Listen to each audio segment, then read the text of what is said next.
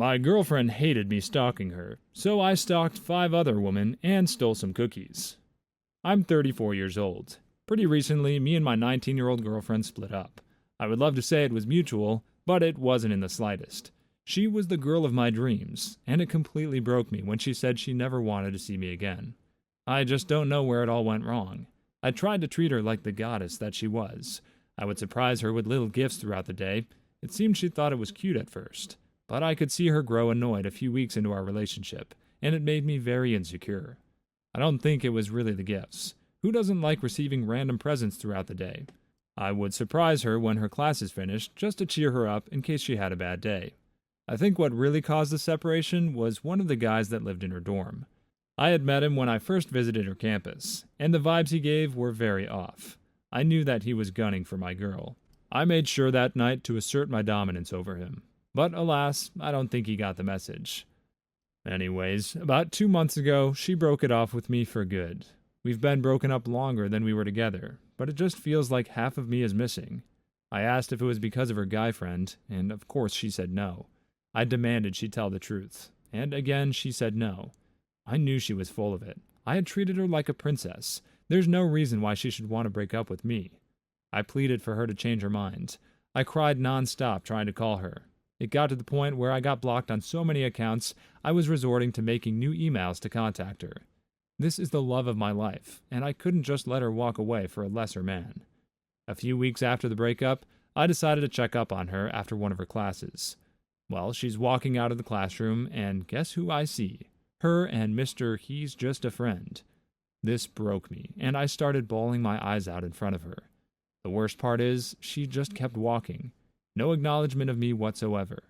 Over the past month or so, I've still been trying to contact her nonstop, but her friends and family hate me. Her family has reached out multiple times telling me to stop. It feels romantic in a way, like we're in some forbidden love, almost like Romeo and Juliet. My question is, how do we recover from this?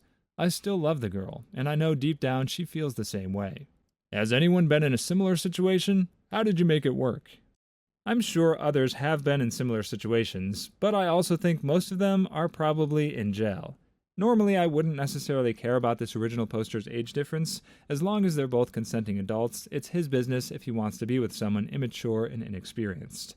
But when he starts showing up unannounced at her school and hassling her classmates, that's when something that would have already been creepy on its own starts to look 10 times creepier because of the age gap between them.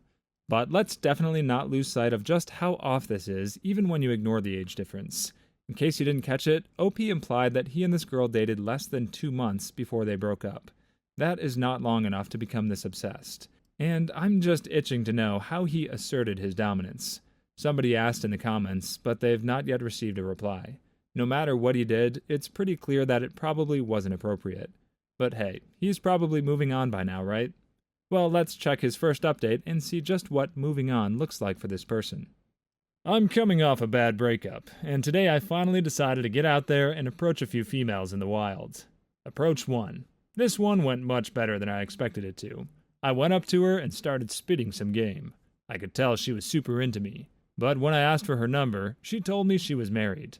Interesting, because I didn't see a ring on her finger. Oh well. Approach 2. This one went good as well. Like my first approach, I went up to her and started spitting some game. I never broke eye contact with her. She seemed a little nervous and fidgety, but like the last girl, she seemed super into me. This time, when I asked for her number, she quickly walked away, without a single word. Part of me thinks she was kind of playing hard to get, and wanted me to follow her for a bit, like a game of cat and mouse. I like a girl that makes you work for it. Approach 3. This one went pretty awful, I must say. I approached her the same I had with the other females, as I found it went quite well. But instead of a simple no, she slapped me in the face. I was complimenting some of her features, and it seems she may have taken it the wrong way. I truly don't understand. I wouldn't be offended if she had complimented my dangle. Approach 4. I was pretty hesitant after my last approach, but I said to heck with it and went for it. This girl was a total smoke, and I knew that she was into me from the jump, much like the first 2 females. I decided to go for it and ask for a kiss on the cheek, which may have been a little too risky. She walked away pretty much immediately when I asked. Feels like I really blew it. Approach 5. It was getting later in the day, and so I really just went for it. I could tell from my walk over to her that she thought I was attractive and confident. I went up to the female and decided to be very blunt. I asked her immediately for a hug, to which she said she had a boyfriend. I knew it was a lie. She was undressing me with her eyes 2 seconds ago. I told her off and left afterwards. Overall, I feel it was a very solid day. At least 4 of the 5 I approached were definitely into me. If I ever see them in the future, I feel as though I practically have it in the bag. I should see them again, as they all work at the restaurant I was eating at. I plan to eat there again in a few days, maybe even tomorrow. Any tips for the next time I see any of them? My tip is that this OP should never see a woman again, ever. Based on how he treats them, that actually shouldn't be too hard to pull off. And if you must see a woman, my advice is to simply walk right up to her, hand her a whistle, and say, "Here, you're going to need this." Look, some women really do play hard to get, but most of them really don't. Some might be shy, some might play games, but most women who say no tend to mean it. Some of this has me wondering if OP is actually serious in the first place. But it's worth paying attention to this post anyway, because a lot of men actually do make the mistakes he's describing. Most notably, some people really just don't realize how inappropriate it is to hit on a woman at work. If you're a regular and she knows you, then it might be okay. But even then, it's always dicey.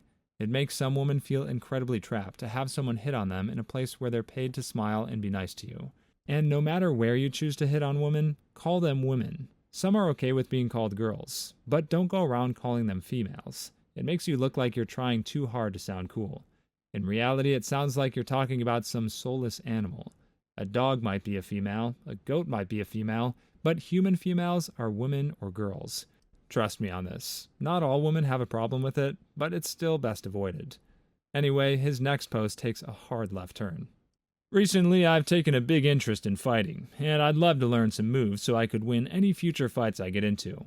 I really don't have much knowledge on martial arts, and was wondering which I should start with. I'm 34 years old and never played a sport in my life. I'm 5'3" and about 220 pounds. I'd love to lose a little bit of weight before I start training. I just want to be able to win any fight that I may find myself in. Not that I get into many fights. If my hypothetical opponent was, say, a rowdy college student, maybe he's about 6 feet, 170 pounds, and he's messing with my girlfriend. What martial art would be best to beat him in a fight? Thanks, guys. Now I'm about 90% certain this can't be real. The commenters are a little divided as well, yet they hilariously chose to answer his questions anyway. So, in case you're wondering, the best martial arts for 30-something incels who want to beat up teenagers are Muay Thai, Brazilian Jiu-Jitsu, and Aikido. You really do learn something new every day. Of course, it's sounding more and more like this OP is headed for legal trouble, and his next post validates that concern in the craziest way possible. Today, I was walking through my local Walmart, just minding my own business, but as I'm leaving the store, a solicitor calls out to me to buy their product. I don't know about most of you, but there's nothing I hate more than someone soliciting a product. To me, it completely violates my personal space, and I'd say it borderlines on aggression and harassment. Anyways, I started to dig into them. I've been having a tough past few months, and I just completely broke. I usually have a cool temper, but I must have been yelling at them for a good few minutes, to the point where the solicitors were in tears. Because they had wasted probably 10 minutes of my time, I felt I deserved a reward. I decided to take the cookies they were selling as a payment for the time in my day they had cost me. Immediately, they started making a scene, as if they weren't totally wrong by soliciting to me. As I was rushing out with a few boxes, an older lady, probably in her 60s or 70s, tried to stop me. I just pushed right through her and could see she had fallen over when I looked back at my car. As I was pulling out of the parking lot, one of the girl's fathers was by my car window and had the police on the phone. This has made me very nervous, as although I feel as though I've done nothing wrong, I expect the cops will make a stop by my house. Should I call a lawyer beforehand and be prepared? Thanks for any advice. The fact OP makes direct reference to respecting other people's boundaries in a post about screaming at solicitors who definitely seem to just be Girl Scouts has me even more convinced than before that this is obvious rage bait.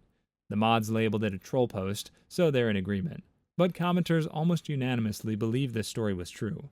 That's frightening. Either I'm really bad at reading red flags, or a lot of Redditors are just plain dumb. I guess it could always be both. The scariest part of this post is just the fact that OP has a car.